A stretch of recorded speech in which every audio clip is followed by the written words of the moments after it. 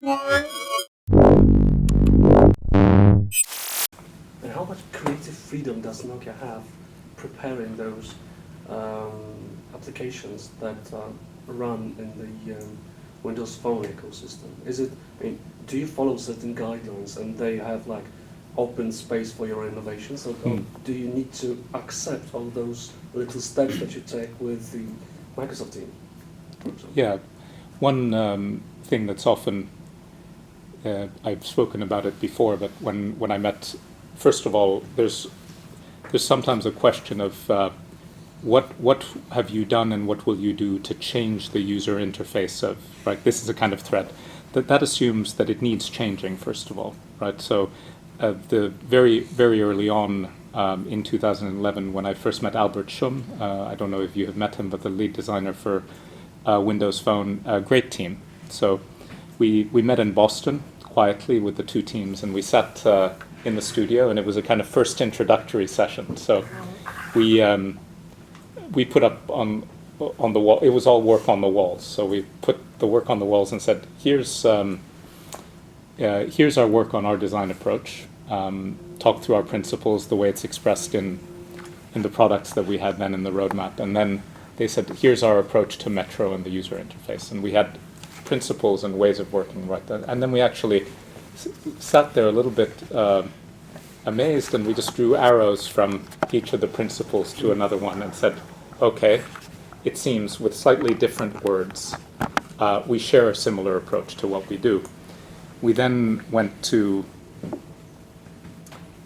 lunch, as you do. It's an important part of creative work, and we sat down, and I had noticed a few things that slightly maybe hit my ear in the Microsoft culture. One was that everyone said they were super excited. And in Finland, it's not a phrase, super excited. And the other, we have different phrases, but and we are super excited. It's just we may not say we're super excited. And then the other was that there was an expression of calling people rock stars. So if someone's good, they're a rock star. Now, I'm a bassist. I've played bass, having touched not rock stardom, but so it's not again clear. But what I thought is we break the ice. So we went to dinner, and I said, I am super excited to be working with such rock stars. And then it kind of really just it started. It allowed us to be designers to designers rather than mega corporations to mega corporations. And so first of all, the team there is extraordinary. So they do great work. They espouse very similar principles to the ones I illuminated in the area of software. We noticed a very great good fit, some of which even in the product expression, I would say was just great luck. We have a product, that the flagship has a footprint that's square. It feels almost hard. Then you turn it around, it's very organic. But this and the live tiles, it's like you put them next to each other, and you said, okay, that makes sense. So the first is they're evolving the user interface. It's a very open dialogue with us. We, of course, in some areas work on directly giving requirements if there's specific things related to products. But this is the first, so an open dialogue about how they'll evolve it. When we're making experiences on top, there are two kinds, essentially. One are things on the screen, so it's essentially an application designed some way. There the reason to break a user interface convention should be very strong. I mean, the thing is built for a certain reason. It works smoothly with panoramic views. I don't know how much experience you have with it, but it has some very distinct things that bring experiences together in these hubs or panoramic views that cycle. So we build to those patterns, just as one should. The place where I think we innovate most is in the interaction with other objects, and if we're talking about wireless charging, accessories, how will those work? So everything that happens around, all the smaller connected social aware things that we will have around devices and how the devices interact with those. So there really aren't patterns yet. We're just going forward. So those we're defining for ourselves. But if you ask Nokia Music, it works like an experience on Windows Phone ought to work. And that's a good thing because people are familiar with them. Marko, you've been just saying that you came straight out of a meeting talking about the next generation. I'm not going to ask you about the next generation, but what I would love to know is, are you actually starting to work already on the generation that is coming after the next generation? So how long does it take, the overall design process with your different teams, with the hardware developers, with the engineers, with the software developers, to kind of build something like a 920? Did you start as soon as you arrived over here at Nokia? So it's a good question with a lot of misunderstanding. I think how that it's the work between design and engineering is often portrayed. I don't mean at Nokia, but in the industry as a whole.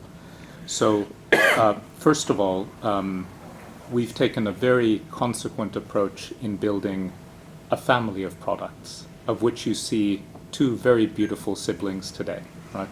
And so, but it's a family approach. We think of it always as they're products that work together, that have an identity. We have, in a very market that's quite noisy overall, we've created an identity that stands out. Partly it has to do with footprint, how the products look even on front read, how they feel, the color, the CMYK story, and how we're bringing yellow forcefully into the portfolio. So this is important. So that's first of all the way we work. We think in families of products that make sense together and that give people relevant choice. Now, the main work we do together with engineering is really to build the enabling conditions to make an innovation. There's sometimes this kind of, it's a naive view that you sit alone or in a team and creatives draw something and that let's make it so. And so it's actually about creating the building blocks through which you can make the design innovation together with engineering, be that in materials, in the engine construction itself, in components and how they're laid out, display technologies. And with all of those, we're running constantly much more longer term projects, because there we can mature things and then take them into the productization. So we have multiple projects, so we don't, some materials are further out, and I really believe, I'm extremely proud of the work we've done on the 920 and 820. So this is the industry you cover and write about. It's an interesting, always when we have something great, then the question is what's next, even before we're there. So we're extremely proud of this and the family that this forms and will form, and constantly on key parts of the enabling technologies, we're far ahead. Could you tell us a little bit more on how you draw inspiration for design? How does that happen?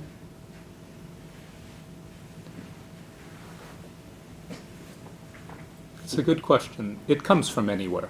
So that's a broad statement, but particularly it comes from observing people using technology.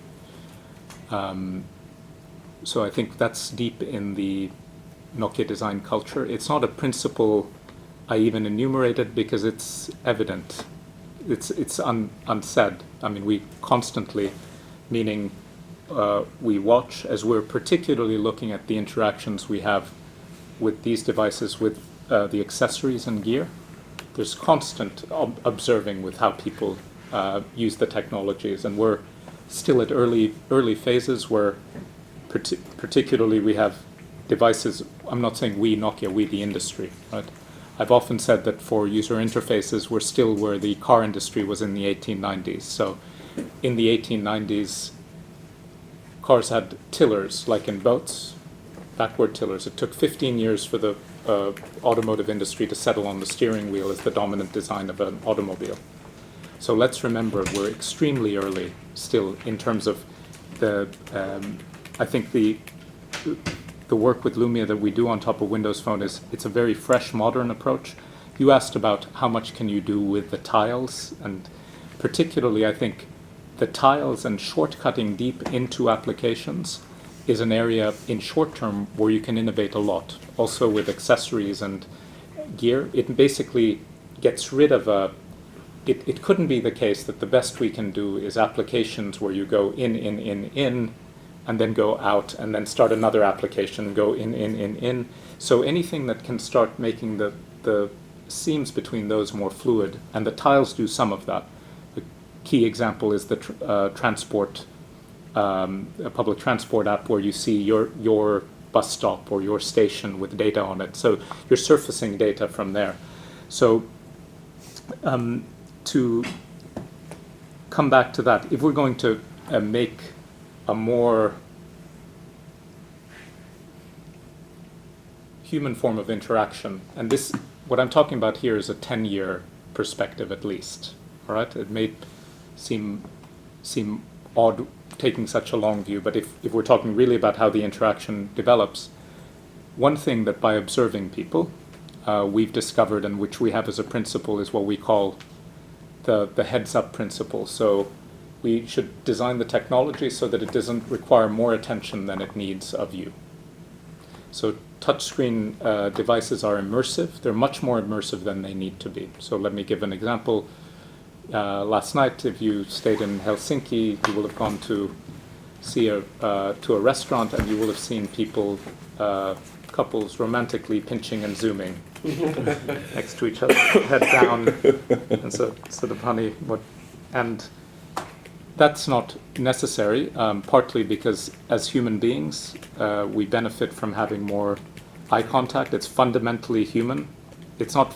This is not a normative claim, like, oh, I wish people had. It's fundamentally tied to what kind of animals we are, right? So therefore, it's deeply competitive if you can really get the design right, as well as for. So we look for those patterns, and particularly with the accessories, we're starting to look at that. The live tiles are already an example of that, more glanceable UI that you can just quickly take a look at. More and more use of audio in the user interface. But this is all driven by observation of people. This said, then I think we take, there are parts when I talked about the principles, particularly in this human area, not only human behavior, but how I think there's inspiration you can draw from how nature solves issues. And that's perhaps a thread that is very much about also, I think we are as a team partly a product of Finland. Not because we are Finnish designers, but the values we have a certain Nordic quality to them. And all the principles that I said definitely have that quality to them. So, but it comes from many places. Personally, then, I was very happy today as we were walking around the studio from each, people were giving feedback. There was a lot of music playing. So that's partly a personal background, but I find a great source of inspiration from music, which is not a straight line. It doesn't comes directly to something like this. What would be the comment that would make you happiest by a consumer using the new Lumia? I mean, from their experience, what would, if they were to describe the way the phone works or works for them, what would be the comment that would make you more proud on their part? It fits into my life. Do you mind how many design regions are there worldwide? We've seen the Usher phones that, to my eye, from the color schemes, etc., are catering to an Asian market. They're more playful, there's more bling in it, so to say, and the more reduced forms for the European/American market, I guess. Yeah. Are there distinct markets in Africa, Latin America? But we're actually working towards more of a unified brand identity across the portfolio. If what you're referring to by bling is like metallic, flourishes or details, if we're going to see, we're already seeing much less in the portfolio. We're seeing a general trend towards appreciation of products that have that quality. But on the other hand, given the amount of color and the richness of expression and vibrancy, we're bringing to an essentially gray and black market on the whole. With gray, white, black, rounded corners, we bring color. You might say we're bringing more diversity and richness and warmth there. But you'll see increasingly more a brand identity that's an expression that's recognizably Nokia. The past years has been quite tough for Nokia. How does it affect the design department? I think it raises the sort of competitive energy. Of course, it's tough to see when a company is going through a turnaround in heavy weather, if you like.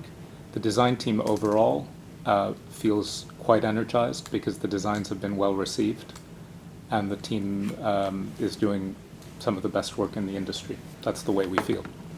And then, of course, the market is the judge of that. But overall, we're very energized by the expression we brought to the market. And that's the mood. And based on this morning. Between 2007 and today, how many people do you have? Are We you haven't organized talked about differently, we haven't talked about the numbers, and one reason we haven't is there isn't a benchmark because other teams are not organized this way. As far as we know, none of the competitors group industrial design, colors and materials, and user experience design together into one team.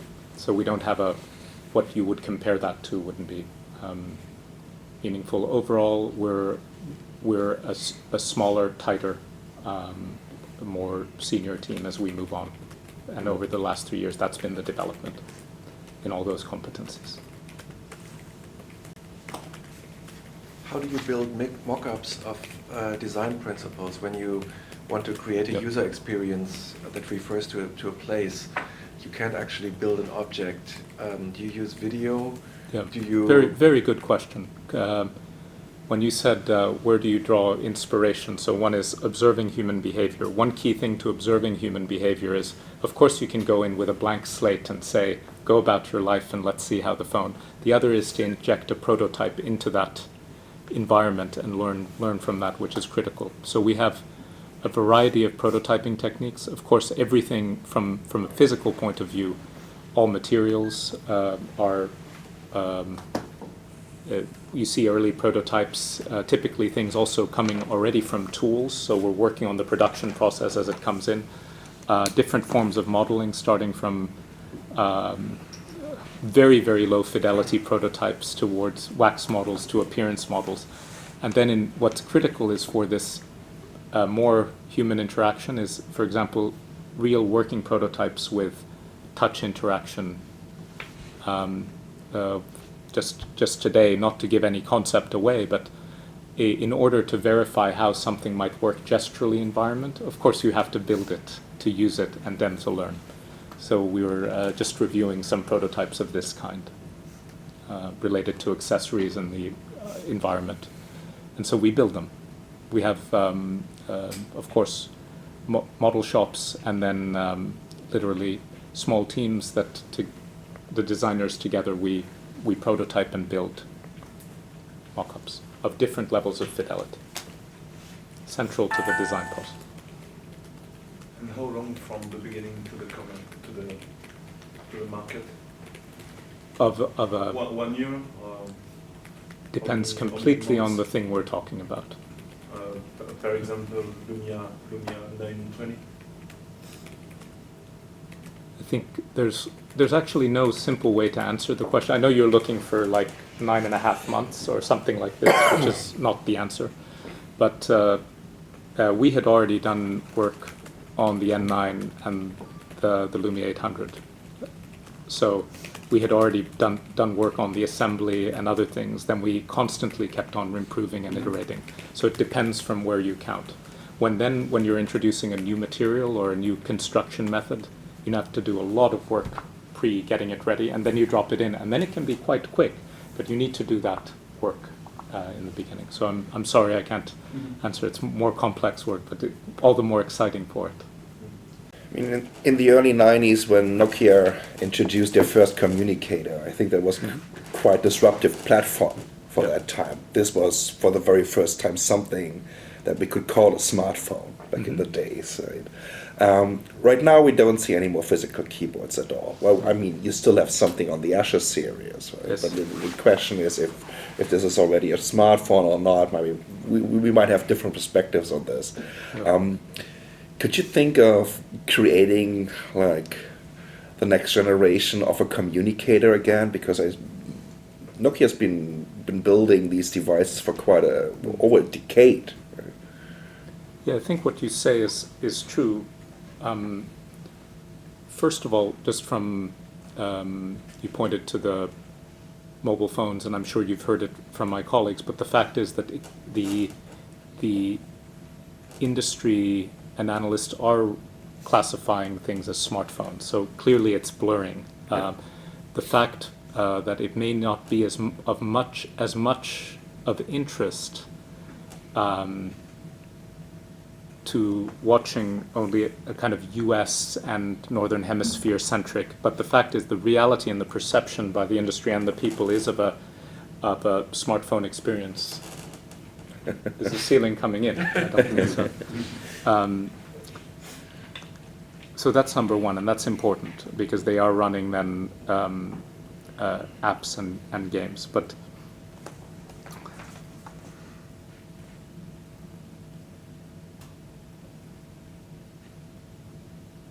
what if you say motivate a little bit more? Why you asked the question?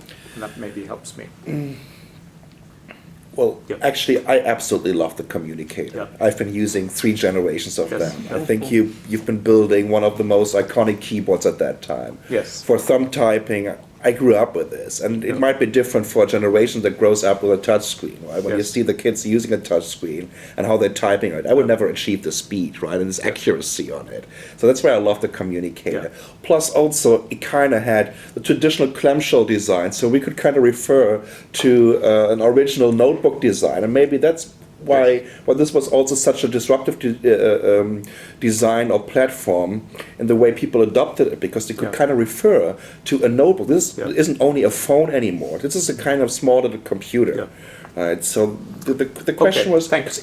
And that's coming from a good place because it's coming from a love of product and personal interest. So, and if I can add this, I think each and every phone, basically, when we're looking at the fundamental design principles, they're all the same. Right, we're talking about a central touchscreen display, right? Most of the phones, not yours, are having round edges, right? So, and therefore, I thought, who's thinking outside of the box in these days? Yeah. So, I think the short answer is we're looking at continuously at ways that we can improve text input, in particular. Though I would say that many of the purposes previously served by text and typing currently are served by camera. And let me give one example. So you will all no doubt take notes with your camera.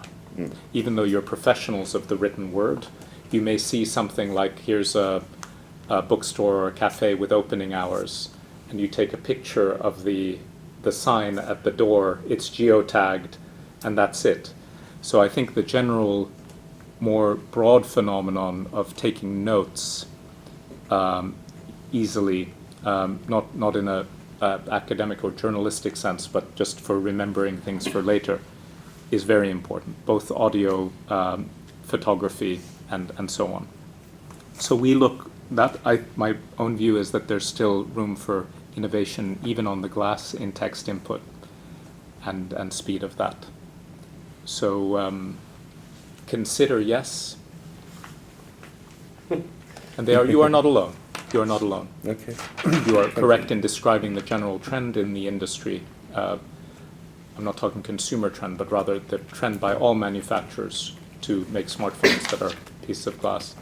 I think there's still, even in the text, in the physicality of the keyboards, there's something that can be improved. Now, the one thing I'd say is do it if it's something meaningfully better.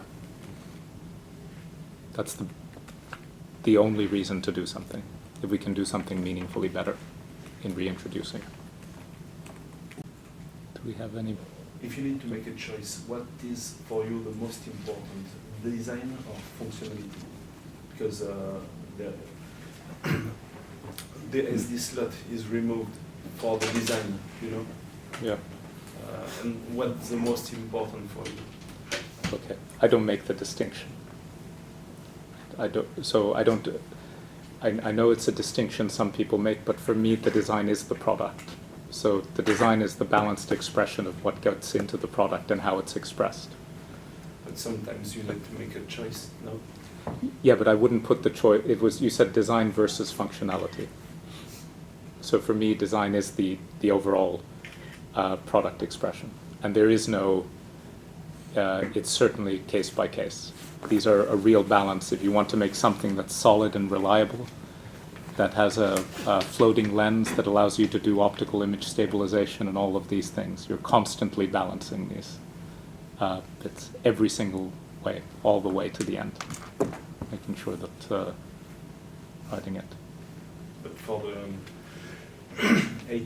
820 and 920, why SD card on the 820 and not in the 920? It's Yeah. not logical, no?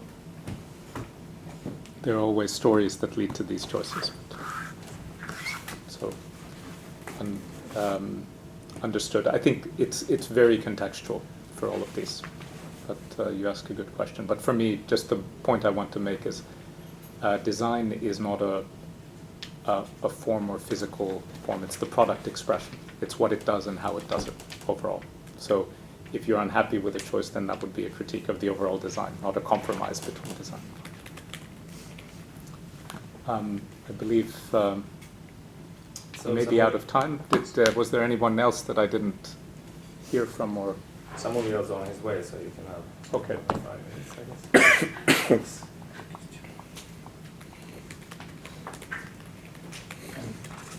Please. How did you choose the colors of the phone? And there's a question here, why didn't you choose also pink, for instance, a color really, yearly, something like this? And basically Well, my we question took is a very- why those colors? So we took a very consequent approach. You could say a pure to the extreme approach with the current line of Lumia products, both those that are in market now that are coming.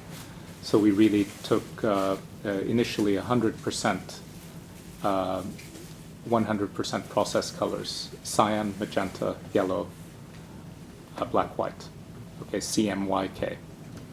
And now we've introduced some blended colors. So taking two of those and putting them together. All in inherent color polymer.